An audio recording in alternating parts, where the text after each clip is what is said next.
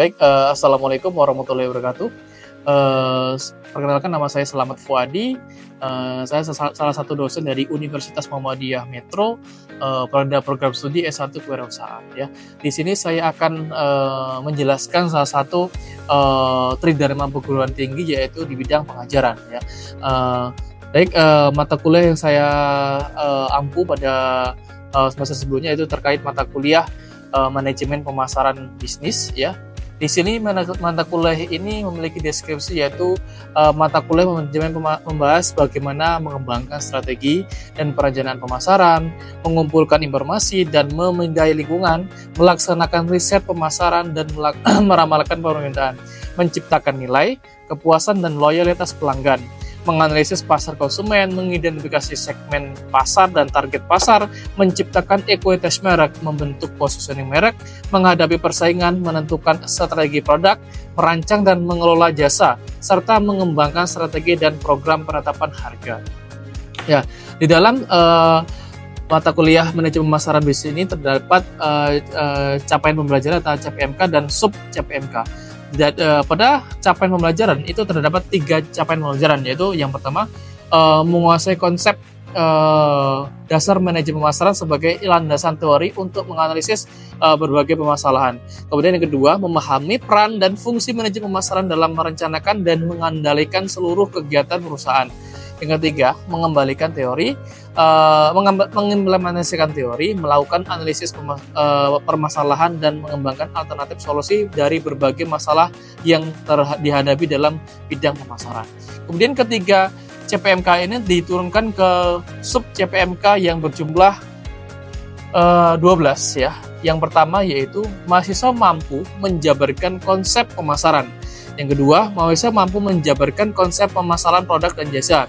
Yang ketiga, mahasiswa mampu memahami konsep harga dan strategi harga. Yang keempat, mahasiswa mampu membangun merek yang kuat dan menciptakan positioning. Yang kelima, mahasiswa mampu membangun komunikasi pemasaran. Yang keenam, mahasiswa mampu menjelaskan tentang konsep pemasaran dan dalam era perkembangannya. Kemudian yang ketujuh, mahasiswa mampu menjelaskan konsep pemasaran produk. Yang kedelapan, mahasiswa mampu menjelaskan konsep pemasaran jasa. Yang kesembilan, mahasiswa mampu menjelaskan periklanan, promosi, penjualan, dan hubungan masyarakat. Yang ke-10, mahasiswa mampu menjelaskan konsep harga dan strategi harga. Yang ke-11, mahasiswa mampu mengelola saluran pemasaran dan rantai pasokan. Yang ke-12, mahasiswa mampu membangun merek yang kuat dan menciptakan positioning pasar. Ya, di dalam sub CPMK ini akan dibahas di dalam satu semester, yaitu selama 16 pertemuan, yaitu terdiri dari 14 pertemuan itu ada terdapat 1 kali UTS dan 1 kali UAS, kemudian ada 1 kali kuis. Kemudian selain teori, nanti akan ada tugas diskusi kelompok, kemudian ada tugas individu yang harus dikumpulkan atau dipenuhi mahasiswa dalam 1 semester pembelajaran ini.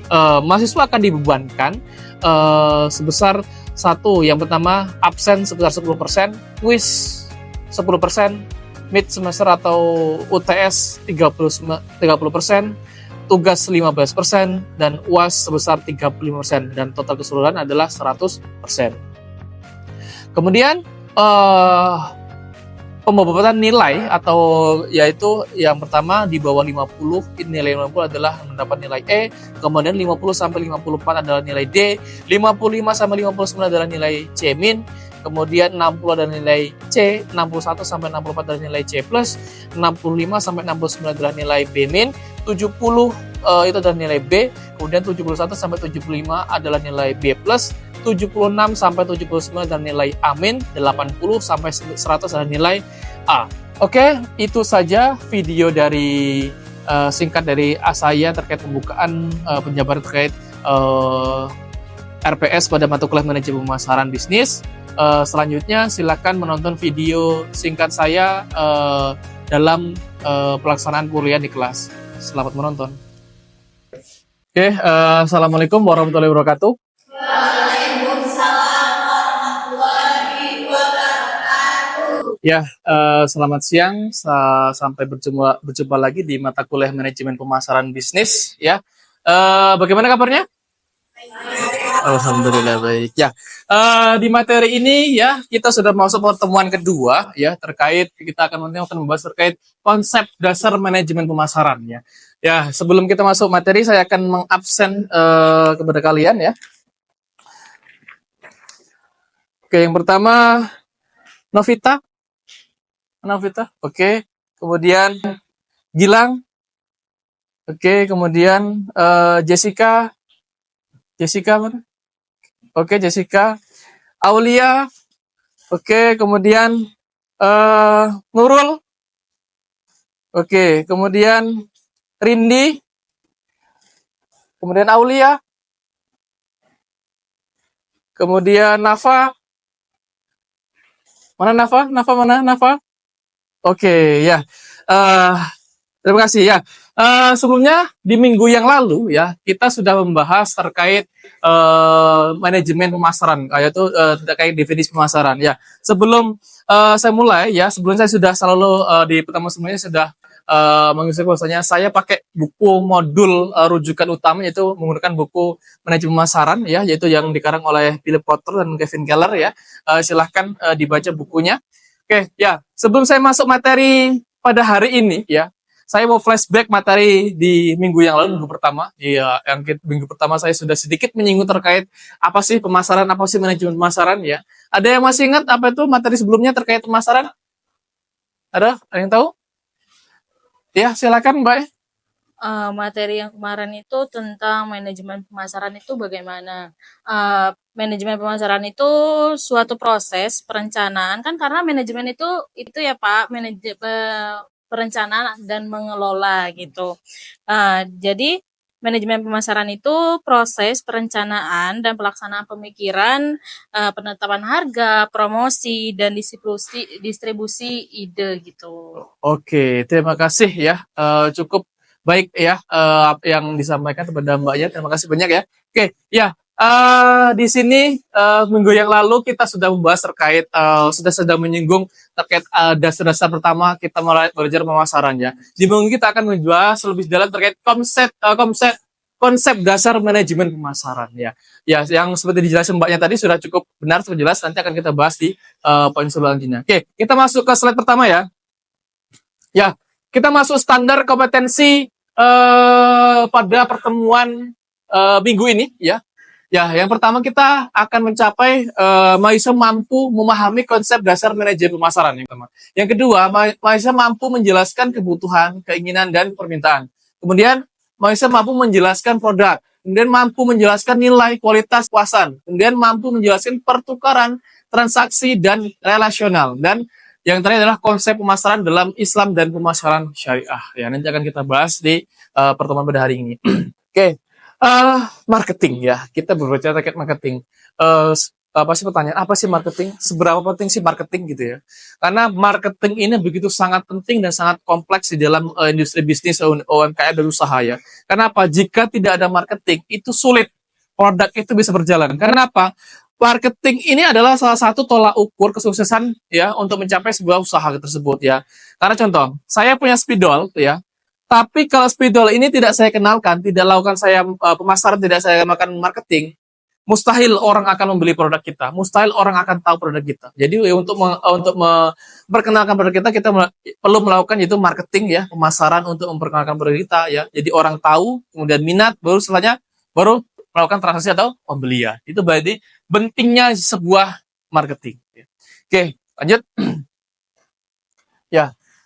Definisi marketing adalah serangkaian kegiatan untuk memenuhi kebutuhan dan kepuasan konsumen ya dengan baik cara memproduksi produk kemudian memberikan harga dan mempromosikannya kepada konsumen sehingga terjadilah penjualannya. Itu seperti yang sudah tadi rutenya kita punya produk, kita perlu mengenalkan produk kita kepada konsumen, kemudian setelah konsumen tahu baru minat, kalau sudah minat beli baru melakukan transaksi pembelian. Marketing mix ya. Ada yang tahu marketing mix itu apa? Ya.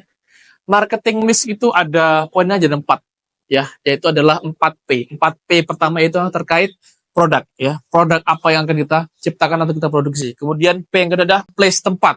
Kita memerlukan yang namanya tempat produksi, tempat usaha, tempat untuk bertransaksi, berjual beli ya. Kemudian menentukan price harga. Kita perlu menetapkan harga. Kira-kira harga berapa, harga yang sesuai dengan produk kita. Kemudian yang P yang keempat adalah promotion ya. Promosi bagaimana kita mengenalkan produk kita kepada konsumen ya. Oke, kita lanjut. Oke, inilah 4 elemen marketing mix yang saya jelaskan tadi ya. Itu ada produk, price, tempat, harga, dan promosi ya. Saya ambil contoh. Saya akan menciptakan sebuah produk yang namanya misal spidol. Rata-rata spidol, misal spidol ini mudah habis, kemudian nggak cerah dan segala macam ya. Dan kemudian saya pengen menciptakan produk ini supaya spidolnya tahan lama, tintanya nggak mudah habis. Nah, kita perlu menciptakan produk yang seperti itu. Kemudian saya akan melakukan mencari tempat produksi. Saya akan mencari tempat produksi yang dekat dengan dengan tempat bahan baku, kemudian tempat penjualannya dekat dengan konsumen, mudah dijangkau, mudah dilihat oleh konsumen. Nah, itu satu penetapan strategi tempat. Kemudian yang ketiga adalah price harga. Kira-kira harga spidolnya harus kita mau jual berapa.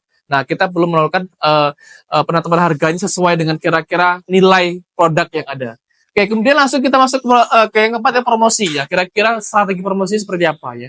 Kalau zaman sekarang kan promosi kan sudah hampir mulai media sosial ya. Kalau dulu kan kita masih door to door, mulai mulut ke mulut. Kalau sekarang kan sambil duduk, sambil rebahan santai, itu sambil bisa kita melakukan transaksi atau melakukan promosi gitu ya. Oke, lanjut ya, manajemen pemasaran ya. Manajemen pemasaran adalah suatu sistem total dari kegiatan bisnis yang dirancang untuk merencanakan, menentukan harga, mempromosikan, dan mendistribusikan barang-barang yang dapat memuaskan keinginan dan jasa baik kepada para konsumen saat ini maupun konsumen potensial. Ini menurut William J. Stanton ya. Ya, itu adalah satu definisi manajemen pemasaran, yaitu sebuah rangkaian dari kita menciptakan produk, kita mengenalkan produk, ya, mendesain produk, sampai ke tahap promosi hingga ke distribusi ke konsumen. Oke, marketing ya. Pemasaran mencakup kegiatan ya, pertama adalah menyelidiki dan mengetahui keinginan konsumen. Nah, ini namanya menganalisis pasar. Kita perlu menganalisis pasar, kira-kira mana target pasar kita ya. Yang namanya kita juga perlu melakukan segmentasi pasar ya. Kira-kira produk ini tuh sesuai dijual ke golongan lanjut usia atau golongan usia yang anak-anak atau penggolongan berdasarkan lingkungan. Nah, itu kita perlu namanya menganalisis pasar, yaitu menganalisis pasar konsumen. Kemudian yang kedua, merencanakan dan mengembangkan sebuah produk atau jasa yang akan memenuhi keinginan tersebut ya. Kita perlu merancang kira-kira produk ini sesuai dengan kebutuhan konsumen nggak? Kira-kira produk ini sesuai keinginan konsumen nggak? Nah, itu kita harus menganalisis pasar kita. Kita kira apa yang diinginkan oleh konsumen, apa yang diinginkan oleh apa yang diharapkan oleh yang dibutuhkan oleh konsumen. Tuh. Kemudian memutuskan cara terbaik untuk menetapkan harga,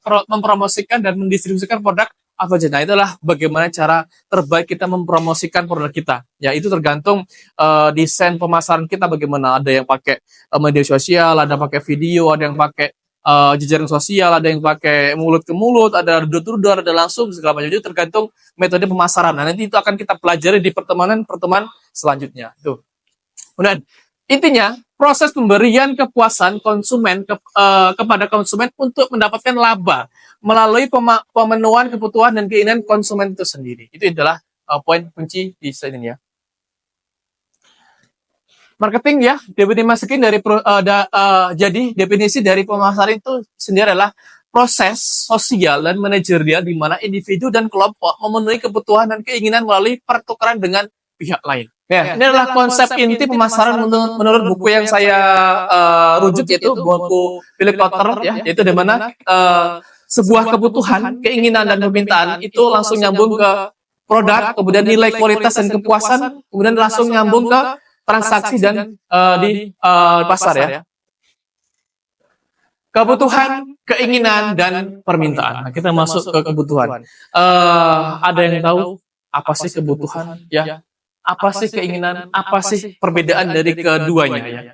Kalau kita berbicara terkait kebutuhan, contohnya, kebutuhan itu kebutuhan apa? Yang paling mendasar. ya. Contoh ya tampil ya. Kalau kebutuhan yang mendasar adalah beras atau makanan pokok, itu pasti kebutuhan yang paling pokok. Mau nggak mau, bisa nggak bisa, sanggup itulah adalah salah satu kebutuhan yang harus dipenuhi. Nah, kalau keinginan itu apa sih? Keinginan itu adalah gimana ya? Sesuatu hal yang sebenarnya kita butuh tapi nggak butuh banget. Contohnya ya, si Nafa pengen mau beli tas baru, tapi Nafa sebelumnya sudah punya tas yang lama. Nah, kemudian dari kebutuhan ini ya, dari keinginan ini itu kan bisa ditunda. Kita bisa mengutamakan kebutuhan yang pokok dulu. Kalau pokok-pokoknya sudah dapat, baru kita melangsungkan apa yang kita inginkan. Ini adalah perbedaan kebutuhan dan keinginan. Nah, kebutuhan, keinginan, permintaan, nah ini adalah definisinya. Keinginan adalah hasrat akan pemuas tertentu dari kebutuhan tersebut, ya. Kemudian keinginan adalah bentuk kebutuhan manusia yang dibentuk oleh budaya dan kepribadian individu. Kemudian keinginan dibentuk oleh masyarakatnya dan dikemukakan sebagai objek yang akan memuaskan kebutuhan tersebut. Permintaan adalah keinginan akan suatu produk yang didukung dengan kemampuan serta kesediaan pembelinya. Permintaan muncul apabila orang memiliki keinginan dan keinginan tersebut didukung oleh daya beli. Produk ya, adalah segala yang bisa ditawarkan kepada pasar. Ya, produk adalah sesuatu yang dapat ditawarkan untuk memenuhi kebutuhan atau keinginan. Nah, seperti yang saya jelaskan sebelumnya adalah yang namanya produk, kita itu adalah menciptakan produk itu kita harus menganalisis pasar kita, ya. Pasar kita itu siapa, ya. Kemudian pangsa pasar yang akan kita tuju itu siapa, produk kita ini untuk siapa, produk kita ini kira-kira ditujukan kepada siapa, tuh kita harus menganalisis pasarnya itu. Kemudian jasa, perbedaan jasa dengan produk, ya apa? Ada yang tahu? Ada yang tahu produk dan jasa, ya? Kalau produk ya banyak, ada produk minuman, elektronik, produk dan sebagainya. Kalau jasa contohnya adalah, saya bercontoh adalah jasa pangkas rambut, kemudian jasa travel, kemudian jasa apa lagi ya, banyak layanan jasa yang ditawarkan oleh produk atau jasa tersebut, ya. Nilai, kualitas, dan kepuasannya. Kalau kita bicara nilai adalah bagi pelanggan atau customer value adalah merupakan perbedaan antara nilai yang dinikmati pelanggan karena memiliki serta menggunakan suatu produk dan biaya untuk memiliki produk tersebut, ya. Kalau kualitas, ya, kita tahu semua pasti sering kita membicarakan terkait kualitas. Apa sih kualitas, ya? Kualitas si A dengan si B, kualitas produk A dengan produk B, itu kita selalu sering membandingkan kualitas, ya. Kualitas adalah merupakan sifat dan karakteristik total produk atau jasa yang berhubungan dengan kemampuan memuaskan kebutuhan pelanggannya. Itu terkait kualitasnya adalah sebuah kemampuan atau keunggulan dari produk tersebut, ya. Kira-kira produk itu memiliki kualitas tahan lama, kualitas tahan uji dan segala macam. Ini adalah salah satu bentuk kualitas, ya. Kemudian kepuasan pelanggan atau customer satisfaction, ya, tergantung pada anggaran kinerja produk dalam memberikan nilai dalam hitungan relatif terhadap harapan pembeli. Bila kinerja sesuai dengan harapan pembeli yang merasa puas. Kemudian pertukaran transaksi dan relasi. Nah, ini salah satu teori, ya, bagaimana kita sering sekali menemukan namanya pertukaran transaksi, relasi, terutama di pasar, ya. Kalau pertukarannya adalah exchange atau pertukaran itu cara mendapatkan suatu produk yang diinginkan dengan menawarkan sesuatu sebagai gantinya. Transaksi terdiri dari perbedaan nilai antara dua pihak. Pihak satu memberikan pihak X kepada pihak lain dan memperoleh Y sebagai penggantinya. Dalam transaksi, pemasaran perlu memberikan hubungan jangka panjang dengan pelanggan, distributor, dealer, dan pemasok yang bernilai tinggi.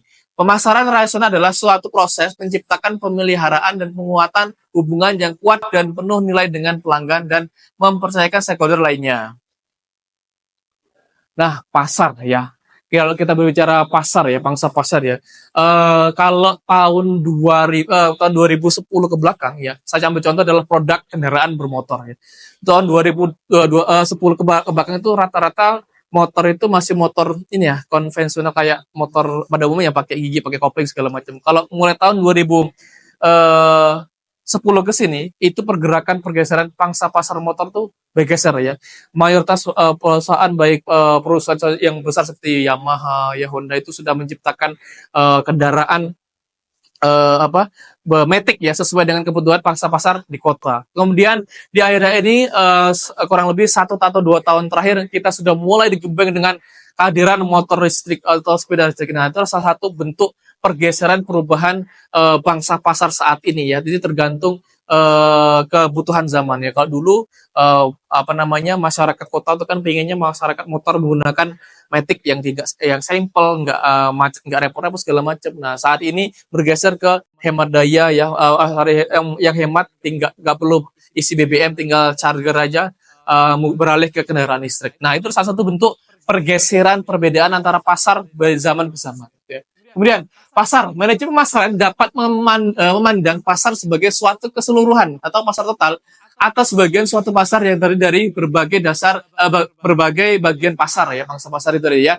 Ini dari pasar yaitu transaksi jual beli ya. Pasar merupakan individu dan kelompok yang memiliki kebutuhan dan keinginan memiliki daya beli dan bersedia membelanjakan uangnya. Secara ringkas, pengertian pasar meliputi 3 komponen, yaitu sekelompok orang atau lembaga yang mempunyai kebutuhan atau keinginan untuk dipenuhi. Kemudian mempunyai kemampuan untuk membeli atau berdaya beli. Kemudian berkeinginan atau bersedia melakukan pertukaran untuk memenuhi kebutuhan dan keinginannya.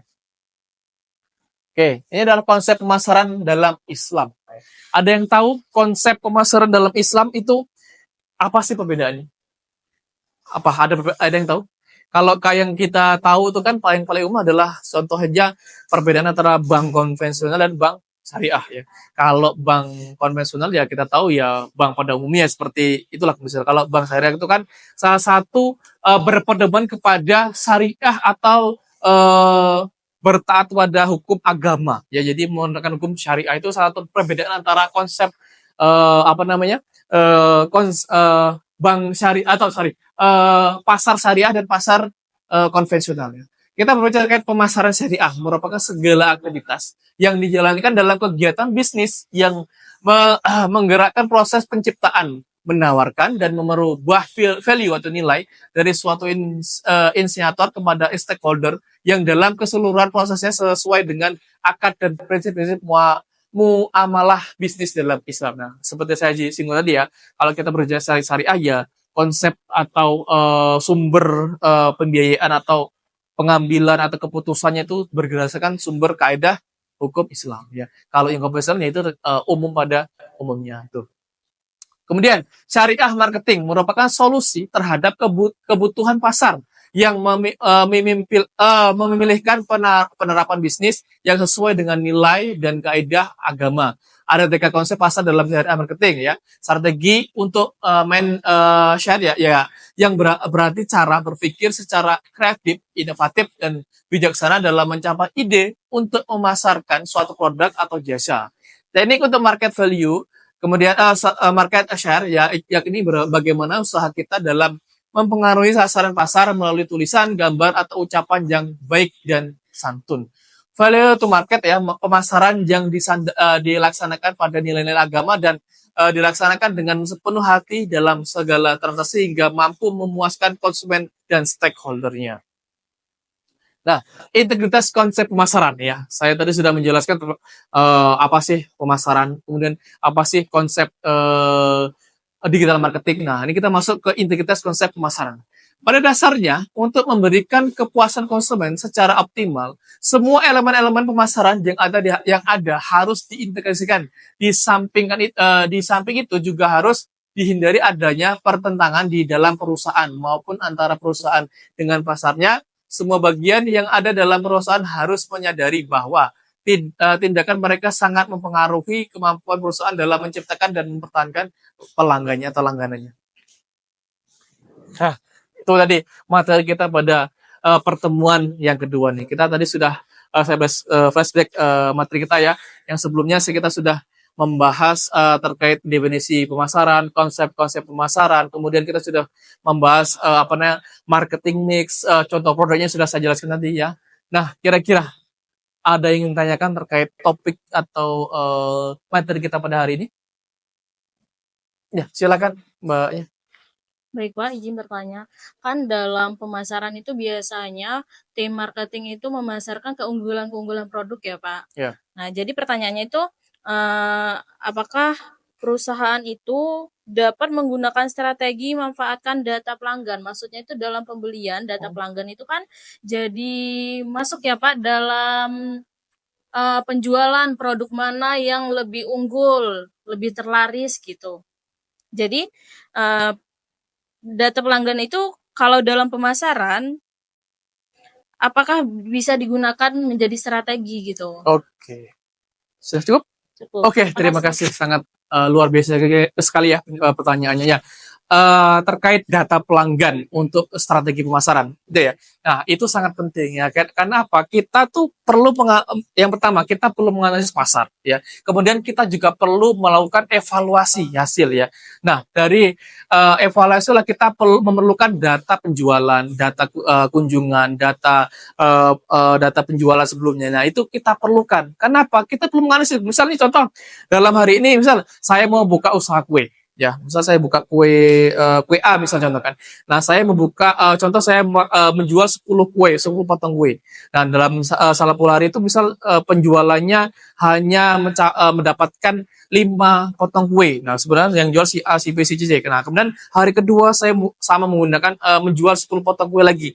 Kemudian hari kedua yang laku 7 kue. Nah, kemudian hari ketiga saya jual lagi 10 potong, oh ternyata yang laku 9 kue. Nah, dari situlah kita perlu menganalisis, oh kira-kira tuh yang beli ini konsumen yang sama atau tidak. Kira-kira kalau bertambah nih kira-kira konsumen baru, ataupun kalau berkurang itu kenapa. Nah, itu salah satu bentuk data untuk mengevaluasi kira-kira pemasaran sudah saya lakukan tuh kira-kira sudah sesuai atau belum. Kira-kira sudah tepat sasaran dengan market pasar yang ada atau belum. Nah, itu salah satu gunanya kita perlu menganalisis pasar dan mengevaluasi hasil penjualan, mengevaluasi hasil transaksi, mengevaluasi hasil kerja kita.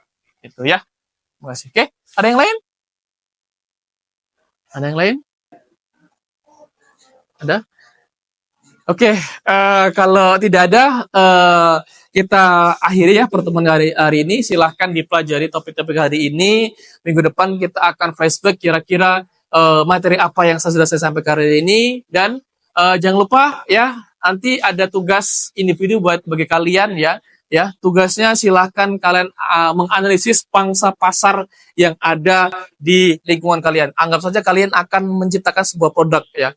Produknya simple saja. Kira-kira apa sih yang akan saya ciptakan produknya. Kemudian kalian analisis kira-kira di mana sih tempatnya ya, kira-kira tempatnya yang sesuai untuk produksi di mana, kemudian tempatnya untuk melakukan usaha tersebut di mana agar sesuai dengan mudah dijangkau, mudah dilihat oleh konsumen. Kemudian kalian tentukan harga produk kalian itu seperti apa, produknya seperti apa. Kemudian kalian tentukan strategi marketingnya itu seperti apa loh, ya.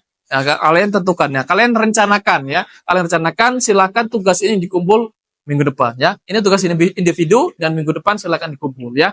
Produknya bebas terserah sesuai dengan kriteria atau kemampuan yang kalian inginkan atau yang kalian harapkan ya. Misal saya ambil contoh nih, saya mau menjual produk spidol nih. Saya menciptakan produk keunggulan ini seperti ini. Kemudian saya memproduksi di tempat si A, si B. Kemudian saya menjual di pasar ini. Kemudian saya menentukan harganya misal spidol ini 20.000. Kemudian saya target pasarnya konsumen di wilayah perkotaan yang mayoritas kota tersebut banyakkan universitas dan pendidikannya. Jadi pangsa pasar saya adalah sasarannya adalah industri, sekolah, dan universitas. Kemudian strategi saya akan memasarkan produk saya di media sosial ya, baik di TikTok, IG, YouTube atau yang lainnya. Nah, itu silahkan dijabarkan ya, silahkan dikerjakan minggu depan dikumpul. Ya. Oke, saya ulangi lagi. Ada pertanyaan terkait tugasnya? Cukup ya. Oke, terima kasih ya. Kita ketemu minggu depan lagi di hari dan jam yang sama. Jangan lupa tugasnya dikumpul ya. Itu saja dari saya. Kurang lebih saya mohon maaf. Saya Heri. Wassalamualaikum warahmatullahi wabarakatuh. Waalaikumsalam.